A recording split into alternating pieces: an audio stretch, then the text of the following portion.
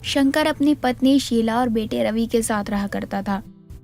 शंकर मजदूरी करके अपना और अपने परिवार का पेट पाल रहा था। एक रोज देर शाम शंकर थका हारा घर आता है। क्या बात है, आज काम ज्यादा था जो आप इतना लेट घर आ रहे हो? हाँ, आज काम थोड़ा ज्यादा था। वैसे रवि कहाँ है? कहीं नजर नहीं आ रहा। उसे तो आप जानते ही हो, कैसे अपने दोस्तों के साथ घूमता और खेलता रहता है। मैंने उससे कहा भी था कि पढ़ाई कर ले, लेकिन कोमल के साथ खेलने निकल गया। बच्चा है, वैसे भी इस उम्र में खेलेगा कूदेगा नहीं तो कब करेगा ये सब। मेरी उम्र में आएगा तो बस टेंशन और परेशानियों के बोझ तले दबकर ही रह जाएगा। ये तो आप सही कह रहे हो, गरीब होना भी किसी पाप से कम नहीं है। शीला और शंकर ये बात कर ही रहे होते हैं, तभी रवि का घर आना होता है और वो घर आते ही अपने पिता को गले लगाकर कहता है, पापा पापा, आप कब आए? आपको पता भी है मैं आपका कब से इंतजार कर रहा था। अच्छा, ऐसा भला क्यों? ऐसी कौन सी बात है जो मेरा बेटा मुझे इतना याद कर रहा था? पापा, आपको पता है 26 जनवरी आने वाला है और स्कूल में कई सारे प्रोग्राम हैं और 26 जनवरी वाले दिन मैं पुलिस बन रहा हूँ, पुलिस। लेकिन मेरे पास पुलिस की कोई ड्रेस भी नहीं है। लेकिन अभी तो मेरे पास इतने पैसे है ही नहीं जो मैं तुझे पुलिस की ड्रेस दिलवा सकूं। ठीक है, मैं देखता हूँ कुछ। नहीं पापा, मुझे नहीं पता। मुझे पुलिस की ड्रेस चाहिए, मतलब चाहिए। अगर आप मेरे लिए पुलिस की ड्रेस नहीं लेकर आए तो मैं आपसे बात भी नहीं करूँगा। ये क्या तरीका है अपनी बात मनवाने का कि मुझे कहीं से भी चाहिए? पापा ने कहा ना कि वो देखते हैं। आप लोग तो मुझे कभी भी कुछ भी खरीद कर नहीं देते। मैं नहीं जाऊंगा 26 जनवरी को स्कूल। इतना बोलकर रवि अपने कमरे में चला जाता है। इधर शीला अपने पति शंकर का उतरा हुआ चेहरा देखकर अपने पति के कंधों पर हाथ रखते हुए कहती है, वो तो बच्चा है, लेकिन आप तो समझदार हो ना, तो उसकी बातों को दिल पर ले रहे हो। हम इतना नहीं कर सकते हैं। बेशक हम रवि को नए कपड़े पहनाकर स्कूल भेज देंगे जरूर। वो भी बच्चा है और उसके भी बहुत सारे ख्वाब है। कोई बात नहीं, देखता हूँ। मालिक को कहूँगा थोड़े पैसे उधार मिल जाते तो। ठीक है, देखिए अब आप रवि की बातों से परेशान मत होइए। अब अगली सुबह शीला रवि को स्कूल के लिए तैयार करती है और रवि से कहती है, तो स्कूल जाकर मन लगा कर पढ़। आजकल मैं देख रही हूँ तेरा ध्यान पढ़ाई लिखाई में तो बिल्कुल भी नहीं है। हाँ ठीक है, बस मैं पढ़ता ही रहूंगा। मैं ना तो खेलने जाऊंगा और ना ही किसी से बात करूंगा। तू इतना बड़ा नहीं हो गया है कि अब से जुबान लड़ाए।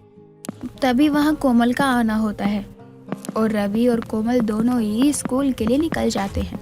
अब स्कूल पहुंचकर टीचर बच्चों को 26 जनवरी में होने वाले प्रोग्राम के बारे में बताती है। सभी बच्चों को याद है ना, मैंने सभी को बताया था कि 26 जनवरी को स्कूल में प्रोग्राम रहेगा। तो कौन कौन हिस्सा ले रहा है? क्या तुम सबने अपनी ड्रेस ले ली? हाँ टीचर जी, मैंने तो कल ही ले लिया है डॉक्टर के कपड़े। ठीक है, अच्छी बात है। और बाकी बच्चों ने ड्रेस ली? किस किस ने ड्रेस ली वो अपने हाथ उठाए। क्लास में बैठे अधिकतर बच्चे अपना हाथ उठाते हैं, लेकिन वहीं रवि अपना सर झुकाए बैठा होता है। टीचर जी, मैंने अपने पापा को बोला है और मेरे पापा मुझे बहुत जल्द पुलिस की ड्रेस भी दिलवा देंगे। ठीक है, तो आज लंच के बाद स्वाति मैम सभी बच्चों को प्रैक्टिस करवाएंगी। सभी बच्चे ध्यान से प्रैक्टिस करना, ताकि हमारे स्कूल को जो डोनेशन मिलने वाला है वो मिल जाए और हमारा स्कूल आगे बढ़े। जहाँ एक तरफ रवि के स्कूल में 26 जनवरी परफॉर्मेंस चल रही होती है, वहीं दूसरी तरफ शंकर इस बात से परेशान होता है कि वो कैसे अपने बेटे के लिए पुलिस का ड्रेस खरीदे। अजय क्या हुआ? आज तो आप और भी ज्यादा लेट आए हो घर, और आपका मुंह क्यों उतरा हुआ है? मालिक ने पैसे ही नहीं दिए और कहा कि दोबारा अगर मैंने उनसे काम से पहले पैसे मांगे तो वो मुझे काम से भी निकाल देंगे, और मुझे बहुत ज्यादा सुनाया भी। लेकिन मुझे इस बात की चिंता हो रही है कि मैं अपने बेटे के लिए ड्रेस कहाँ से लाऊंगा। देखिए मैं कुछ करती हूँ, आप इतना मत सोचिए, मैं करती हूँ ना कुछ। अब रवि अपने कमरे में जाता है और अपनी गुल्लक को तोड़ देता है और उसमें से करीब 125 रुपए निकलते हैं। 125 रुपए तो मेरी पुलिस के ड्रेस के लिए बहुत मम्मी पापा भी पुलिस की ड्रेस के लिए परेशान नहीं होंगे। वैसे भी अब मैं बड़ा हो गया हूँ, मुझे अपनी जिम्मेदारी खुद ही उठानी पड़ेगी ना। ऐसे ही समय बीत रहा होता है और 26 जनवरी वाले दिन सुबह सुबह शीला रवि को स्कूल के लिए उठाने उसके कमरे में जाती है। तो वो देखती है रवि तो अपने कमरे में ही नहीं है। रवि, रवि कहाँ गया ये लड़का? बाथरूम में भी नहीं था। रवि, क्या हुआ? सुबह सुबह इतना चिल्ला क्यों रही हो? सब ठीक तो है ना? अरे आपका लाडला रवि कहीं मुझे मिल नहीं रहा। पूरे घर में ढूंढ लिया है मैंने उसे। कहीं वो गुस्से में स्कूल के लिए तो नहीं निकल गया? हो सकता है। वैसे भी आज हमें रवि के स्कूल भी तो जाना है। रज्जो भाभी से पूछो कोमल घर ही है या स्कूल गई है।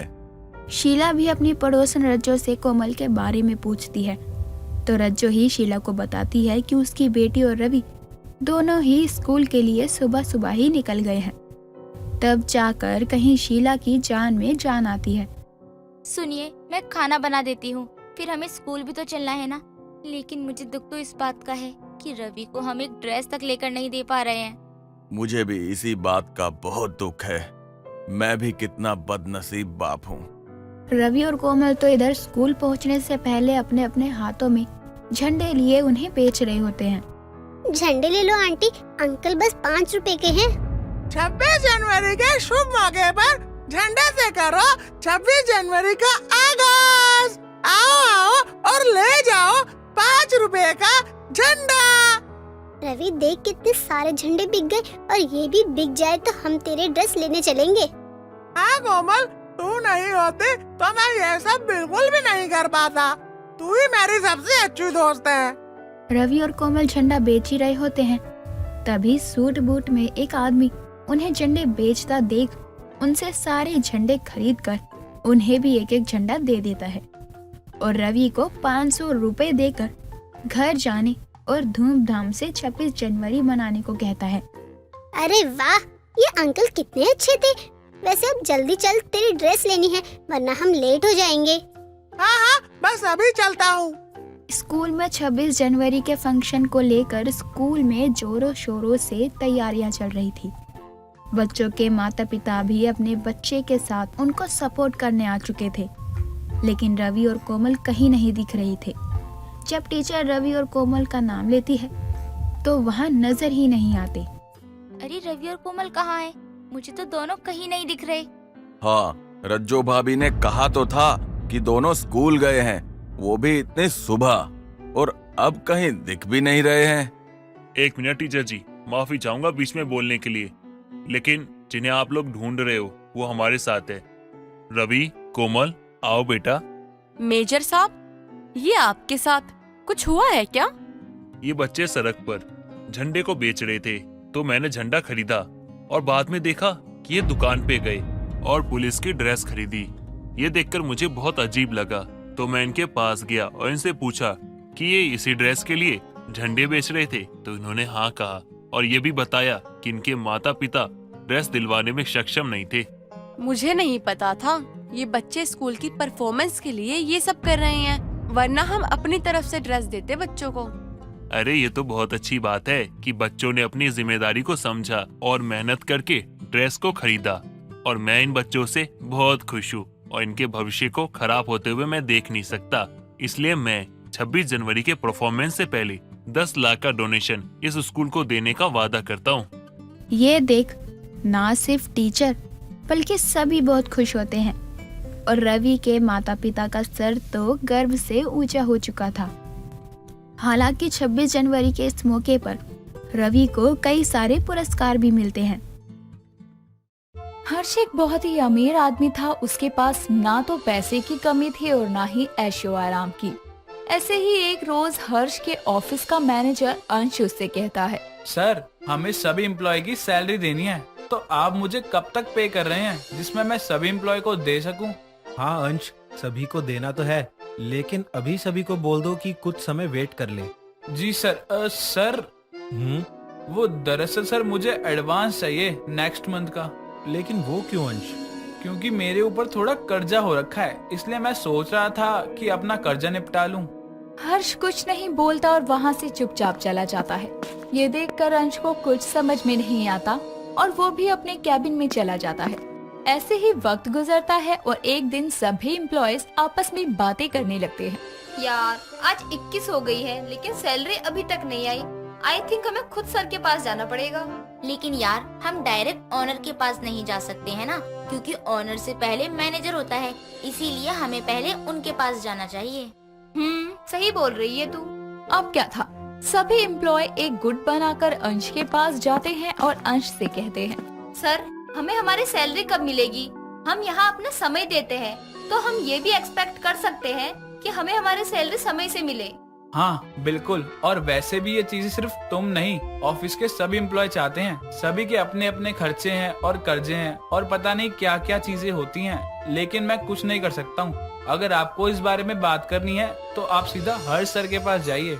लेकिन सर अगर सर ने हमें कुछ कहा तो? सैलरी किसको चाहिए? हमें। तो मैं तुम्हारी हिमायत लेकर नहीं जा सकता। हाँ भला आप जा भी कैसे सकते हैं? सर ने आपके मुंह में पैसे जो भर दिए होंगे तो आप हम लोगों की हिमायत कैसे लेंगे? राधा पहले तो तुम तमीज से बात करो, और जब तुम्हें कुछ नहीं पता तो तुम ना ही बोलो तो तुम्हारे लिए ज्यादा बेटर रहेगा।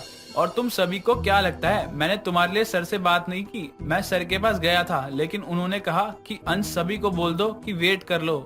मैं तो खुद यहाँ काम करके फंसा हुआ हूँ, मुझे अपना लोन कंप्लीट करना है। मैंने सोचा था कि मैं इस बार अपने लोन को क्लियर कर दूंगा, लेकिन नहीं, यहाँ हमारे बॉस को अपने ऐशो आराम से ही फुर्सत नहीं है, तो हमारे बारे में क्या सोचेंगे? तो हमें क्या करना चाहिए सर? करना क्या है, तुम सभी बॉस के पास जाओ और अपनी अपनी चीजें सर के सामने रखो। अंश के कहने पर अब सभी हर्ष के कैबिन में जाते हैं। हालांकि हर्ष अपने कैबिन में अकेला नहीं था, उसके साथ उसकी गर्लफ्रेंड भी थी, लेकिन फिर भी हर्ष सभी की प्रॉब्लम्स को सुनता है और हर्ष के सामने सभी एम्प्लॉयज अपनी अपनी प्रॉब्लम्स को रखते हैं। उस वक्त हर्ष कुछ नहीं बोलता और चुप रह जाता है। ये सब हर्ष की गर्लफ्रेंड मीनाक्षी भी सुन रही थी और सभी एम्प्लॉयज को जवाब देते हुए मीनाक्षी कहती है, मैं आप सभी से माफी मांगना चाहती हूँ क्योंकि मैं आपके और आपके बॉस के बीच में बोल रही हूँ। तो आप सभी अपने सर के पास अपनी अपनी प्रॉब्लम्स लेकर आए हैं। आप सभी ने अपनी प्रॉब्लम्स तो बता दी, लेकिन आपने अपने मैनर्स को नहीं देखा। आप सभी को ये दिख नहीं रहा था कि आपके सर यहाँ मुझसे बात कर रहे हैं, लेकिन फिर भी लिमिट्स क्रॉस कर दी आप सभी ने यहाँ आकर। मैं जान सकती हूँ क्यों? माफ करना मैडम आप भी, लेकिन सर यहाँ आपके साथ किसी बिजनेस की बात तो कर नहीं रहे होंगे। अच्छा ये तुम्हें पता है या मुझे? राधा सही कह रही है मैडम, आप बड़े लोगों के पास कोई परेशानी तो होती नहीं है और हमें बोलते हो कि हम वेट करें। मीनाक्षी आगे कुछ बोलती कि तभी हर्ष उसका हाथ पकड़ लेता है और उसको शांत करवा देता है, जिसके बाद हर्ष अपने सभी एम्प्लॉय से कहता है, आप सभी अंश के पास क्यों नहीं गए? मैंने उसको कहा था कि वो आप सभी को बता दे कि कुछ समय इंतजार कर लें। सॉरी सर, बट अंश सर ने हमें बताया कि आपने उन्हें ये बात कही है, लेकिन जैसे हम आपके एम्प्लॉय हैं, वैसे ही सर भी हैं। उन्हें भी दिक्कत है और उनकी परेशानियों को ध्यान में रखते हुए ही हम आपके पास आए हैं। सर हम अपना पूरा समय यहाँ देते हैं, साथ ही इस कंपनी के साथ लॉयल होकर काम भी कर रहे हैं, तो इसके बदले हम इतनी उम्मीद भी नहीं कर सकते कि हमें सैलरी समय पर मिले। चलो ठीक है, आज 21 है, 24 को आप सभी को आपकी सैलरी मिल जाएगी। ठीक है सर, तो 25 से ही काम शुरू होगा, उससे पहले नहीं। अरे ये क्या बोल रहे हो तुम सब? अगर काम बंद हो जाएगा तो मैं तुम सबको पैसे कहाँ से ला कर दूंगा? और इन दिनों में बहुत लॉस चल रहा है वैसे ही। वो हम नहीं जानते हैं, हमने आपको अपना फैसला बता दिया बस। इस तरह से अब सभी एम्प्लॉयज चले जाते हैं, तो वहीं अब हर्ष अपने सर पर हाथ रखकर बैठ जाता है। मेरा लोन पास नहीं हो रहा, क्या इशू आ रहा है? सॉरी सर, हम आपका लोन पास नहीं कर सकते क्योंकि आपने पहले से ही लोन ले रखा है और वो भी आप टाइम टू टाइम पे नहीं कर पा रहे हैं। अगर आप अभी अपने लोन को क्लियर कर देते हैं तो मे भी आपका लोन पास हो जाएगा। हर्ष वहाँ से चला जाता है और दूसरे अकाउंट से लोन ले लेता है। लोन पास होने में समय लग जाता है और जब तक उसको लोन नहीं मिला तब तक उसके किसी भी एम्प्लॉय ने काम नहीं किया, जिस वजह से हर्ष की कंपनी डूब गई। कंपनी डूबने के साथ हर्ष भी डूब गया। साथ ही हर्ष के ऊपर बहुत कर्ज हो गया। उसके ऊपर इतना कर्जा हो गया कि वो अपने कर्जे को चुका नहीं पा रहा था। समय पर कर्ज ना देने की वजह से हर्ष का घर, बंगला, गाड़ी, सब कुछ बैंक वालों ने जब्त कर लिया। उसके पास कुछ नहीं बचा था, और अगर कुछ बचा था तो वो था उसका गेस्ट हाउस। बेचारा हर्ष अपने गेस्ट हाउस में बैठकर रो रहा था। तभी उसकी गर्लफ्रेंड आती है और उसको चिंता में रोती हुई देखकर उससे कहती है, हर्ष तुम इस तरह रो क्यों रहे हो? मैं हूँ ना, मुझे कुछ समय दो, मैं सब ठीक कर दूंगी। मीनाक्षी, सब कुछ बर्बाद हो गया, मुझसे मेरा सब कुछ छिन गया। हर्ष हम दोबारा चीजें ठीक करेंगे। हाँ मीनाक्षी, मैं दोबारा आऊंगा, लेकिन जब आऊंगा तो दोगुनी छलांग लगाऊंगा। हाँ हर्ष, मुझे तुम पर पूरा भरोसा है कि तुम दोबारा आओगे और सबको पीछे छोड़ दोगे। लेकिन मीनाक्षी, मुझे तुम्हारी मदद चाहिए। कैसी मदद? अगले 1 महीने तक जब मैं बैंक का लोन नहीं दूंगा तो सीबीआई तुम्हारे पास आएगी और तुम्हें मीडिया में ये फैलाना है कि मैं यानी हर्ष भाग गया। पर हर्ष, मैं ये नहीं कर सकती क्योंकि मैं तुमसे प्यार करती हूँ और तुम्हारे खिलाफ मैं कैसे? जानता हूँ कि तुम मुझसे बहुत प्यार करती हो, तभी तो मैं तुम्हें ये काम करने को बोल रहा हूँ। हर्ष के बार बार कहने पर मीनाक्षी उसकी बात मान जाती है और ठीक वैसा ही होता है जैसा हर्ष ने कहा था। 1 महीने बाद सीबीआई आई और उससे पूछताछ करने लगी। सीबीआई की पूछताछ पर मीनाक्षी सीबीआई और मीडिया के आगे कहती है, मैं हर्ष के बारे में कुछ नहीं जानती, उसने तो मुझसे बात तक नहीं की है, पता नहीं कहाँ गया वो। तो मीनाक्षी मैडम कब तक आएंगे वो? उन्होंने आपको कुछ तो बताया ही होगा, कब तक आएंगे आखिर वो? नहीं, मैंने कहा ना, मेरी उनसे कोई बात नहीं हुई है और वो कब तक आएंगे कब तक नहीं कुछ नहीं कह सकते, या यूँ कहो कि वो आएंगे ही नहीं। मेरे ख्याल से वो बैंक का पैसा लेकर भाग गए हैं। मीनाक्षी के इस बयान से न्यूज में आग लग जाती है और हर तरफ ये खबर आग की तरह फैल जाती है। तो दोस्तों, जैसा कि आप सभी ने सुना होगा, उनकी खुद की गर्लफ्रेंड बोल रही है कि हर्ष अब शायद कभी वापस नहीं आने वाले। तो आपका क्या ख्याल है, क्या सच में हर्ष यहाँ के सबसे बड़े बिजनेसमैन बैंक के पैसे लेकर भाग गए? ऐसी ही खबर पाने के लिए बने रहे लगातार हमारे न्यूज चैनल के साथ। इस तरह अब काफी समय हो जाता है और अगले 1 साल बाद धीरे धीरे करके हर्ष के लोन को कोई अजनबी इंसान चुका रहा था। और जब हर्ष का सारा लोन चुकता हो जाता है, साथ ही हर्ष का सब कुछ उसको वापस मिल जाता है, तो हर्ष मीडिया के सामने आता है और मीडिया के सामने आकर उसने अपने स्ट्रगल के बारे में लोगों को बताया। ये सुनकर मीडिया के साथ साथ सभी लोग उससे इंस्पायर हो गए और अब हर्ष सबके दिलों पर राज करने लगा। आशा के साथ सरोजनी आंगनवाड़ी में काम करती थी, जिसके चलते उसका ज्यादा से ज्यादातर समय बाहर ही निकलता। वो अपने घर में टाइम नहीं दे पाती और अपनी सास की आंगनवाड़ी की नौकरी से आशा बहुत परेशान थी, क्योंकि उसके चलते उसके पूरे घर की और अपने बच्चों की सारी जिम्मेदारी उसे अकेले उठानी पड़ती थी, जिसकी वजह से दोनों में हमेशा बहस हुआ करती। ऐसे ही एक रोज आशा किचन में काम कर रही थी, तभी उसे अपने बच्चे के रोने की आवाज आती है और वो हॉल में बैठी अपनी सास के पास आकर कहती है, माँ जी, जरा कमरे में जाकर मुन्ने को उठा लाइए, वो बहुत रो रहा है, जरूर उसे भूख लगी होगी। बहू, मेरे पास टाइम नहीं है, मुझे आंगनवाड़ी जाने के लिए लेट हो जाएगा, वहाँ भी मेरे बच्चे इंतजार कर रहे होते हैं। मैं तो यहाँ बैठी चाय का इंतजार कर रही थी, मैंने तो सोचा तू चाय देने आई है, लेकिन तू तो मुझे यहाँ ऑर्डर देने आई है। माँ जी, आपको ऑर्डर नहीं दे रही हूँ, मैं काम कर रही हूँ किचन में, इसीलिए आपको बोल दिया कि बच्चे को उठा लाइए। आखिरकार वो आपका भी तो पोता ही है। हाँ बिल्कुल है, मैंने कब मना किया, और मैं उससे बहुत प्यार भी करती हूँ, लेकिन मुझे अभी बिल्कुल भी टाइम नहीं है। मैं तेरी बस इतनी मदद कर सकती हूँ कि तू मेरे लिए चाय मत बना, मैं आंगनवाड़ी में ही पी लूंगी। कैसी सास है कि अपनी बहू की मदद नहीं कर सकती, चाय पीना छोड़ सकती है। इनके जैसा कामचोर इंसान मैंने आज तक नहीं देखा है। आंगनवाड़ी जाकर दूसरे बच्चों को संभाल सकती है, लेकिन थोड़ी देर घर के बच्चों को नहीं। अब तू यहाँ बुद्ध बन के मत खड़ी रह, जाके मुन्ने को संभाल, मैं आंगनवाड़ी चलती हूँ, मुझे देर हो रही है।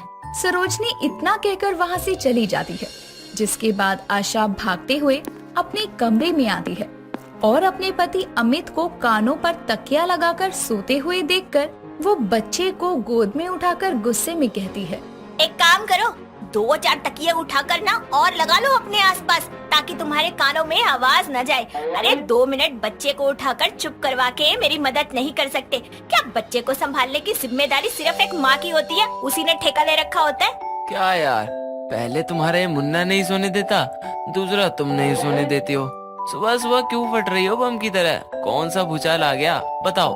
हद ही हो गई। अरे कैसे पति हैं आप? यहाँ लोग अपनी पत्नी के लिए क्या क्या नहीं करते, और एक आप हैं सुबह सुबह बच्चे को संभालने में जरा मदद नहीं की जाती।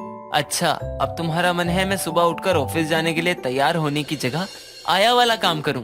देखिए, अपने बच्चे को संभालना आया का काम नहीं होता। क्या आप अपने बच्चे से प्यार नहीं करते हैं? प्यार करने का मतलब ये थोड़ी ना है कि हमेशा उसे लिए घूमूं और मुझे बच्चे संभालना नहीं आता है। ये तुम लोगों का काम है, मेरा नहीं। और तुम दो औरतें मिलकर एक बच्चे को नहीं संभाल सकती हो क्या? दो औरतें मत कहिए। आपकी माँ का सारा समय आंगनवाड़ी में ही चला जाता है। मैं तो घर में अकेली ही बचती हूँ। तो आप ही बताइए, घर संभालूं, बच्चा संभालूं या क्या करूँ? देखो यार, ये तुम जानो या माँ जाने, ये घर के मामले में मुझे मत खींचो। वैसे ही मेरे पास ऑफिस की बहुत टेंशन है। अमित इतना कहकर बाथरूम में चला जाता है और कुछ समय बाद तैयार होकर अपने ऑफिस के लिए निकलता है। ऐसे ही समय बीतता है, लेकिन कोई भी आशा की परेशानी नहीं समझता। सभी लोग अपने अपने कामों में मस्त रहते। ऐसे ही एक रोज आशा अपने घर की साफ सफाई कर रही थी। तभी उसकी सहेली रूपाली का कॉल आता है और वो कहती है, और मैडम कहाँ रहती हो तुम? जब से तुम्हारा बेबी हुआ है तुम तो अपने दोस्तों को भी ऐसे भूल गई हो जैसे जानती ही नहीं हो। ना कोई फोन, ना कोई मैसेज। यार रूपाली, ऐसी बात नहीं है। और फोन मैसेज तो तब करूंगी ना जब मेरे पास टाइम होगा। मेरा सारा टाइम मेरे बच्चे को संभालने और घर के कामों में निकल जाता है। खुद के लिए भी टाइम नहीं मिलता मुझे तो। यार ऐसा भी क्या बिजी होना, तेरी सास भी तो है, वो तेरी कोई मदद नहीं करती क्या? अरे तुझे नहीं पता, मेरी सास घरेलू सास नहीं, आंगनवाड़ी वाली सास है, तो उन्हें आंगनवाड़ी से फुर्सत ही कहाँ है। खैर तू ये सब छोड़, तू बता आज कैसे फोन किया? यार मैंने तुझे इसलिए फोन किया था कि तेरे साथ थोड़ी शॉपिंग कर सकूं। हमारे यहाँ बहुत अच्छा मॉल खुला है और सब कुछ बजट में मिल रहा है वहाँ। चलना, चलते हैं। यार मन तो मेरा भी है कि चलूं, लेकिन मुन्ने को कौन देखेगा? तो घर में ही इतनी बिजी हो गई है कि दिन भी भूल जाती है। आज संडे है, तेरी सास आज भी जाएगी क्या आंगनवाड़ी? उन्हीं को दे दे थोड़ी देर के लिए मुन्ने को। तो सही कह रही है, रुक जा, मैं माँ जी से पूछकर बताती हूँ, दोबारा कॉल करती हूँ। आशा इतना कहकर अपनी सास सरोजनी के कमरे में जाती है और देखती है कि वो पहले से ही तैयार होकर खड़ी है, जिसे देखकर वो कहती है, माँ जी आप कहीं जा रही हैं क्या? हाँ बहू, वो आंगनवाड़ी में कुछ काम था, वहीं जा रही हूँ। लेकिन माँ जी आज संडे है। हाँ तो क्या हुआ, चाबी तो मेरे पास ही रहती है ना आंगनवाड़ी की, तो मुझे काम था इसलिए जा रही हूँ। वैसे तू क्यों पूछ रही है? वो माँ जी, मुझे अपनी दोस्त के साथ शॉपिंग पर जाना है। अगर आपको जरूरी ना हो तो आप रुक जाइए, जल्दी आ जाऊंगी। बिल्कुल भी नहीं, मेरा काम बहुत जरूरी है। और तुम शॉपिंग पर जाकर क्या करोगी? मुन्ने का ध्यान रखो, कभी और चली जाना। सरोजनी इतना कहकर वहाँ से चली जाती है, जिसके बाद आशा अपनी दोस्त रूपाली को दोबारा कॉल करके सारी बात बताते हुए मना कर देती है और दोबारा से अपने घर के कामों में लग जाती है। कुछ समय बाद रूपाली हाथों में बहुत सारे पैकेट लिए घर आती है, जिसे देखकर आशा कहती है, तो यहाँ कैसे? मुझे तो यकीन ही नहीं हो रहा। अभी थोड़ी देर पहले तो तू कॉल पे बात कर रही थी और अब मेरे सामने बैठी है। और ये सब क्या है? तेरी मना करने के बाद अकेले ही जाना पड़ा मॉल। वहाँ तेरी पसंद का सामान देखा था, खरीद लिया। सोचा तुझे दे भी दूं और कुछ दिखा भी दूं। तेरी सास कौन सी आंगनवाड़ी में गई है तुझसे झूठ बोलकर? मैं कुछ समझी नहीं। मैं समझाती हूँ, ये देख, तेरी सास तुझसे झूठ बोलकर खुद मॉल घूम रही है अपनी पड़ोसन के साथ। ये है उनका संडे का आंगनवाड़ी। रूपाली इतना कहकर वहाँ से चली जाती है और अपनी सास का झूठ जानकर आशा को बहुत दुख होता है, लेकिन सरोजनी के आने के बाद भी वो उससे कुछ नहीं कहती।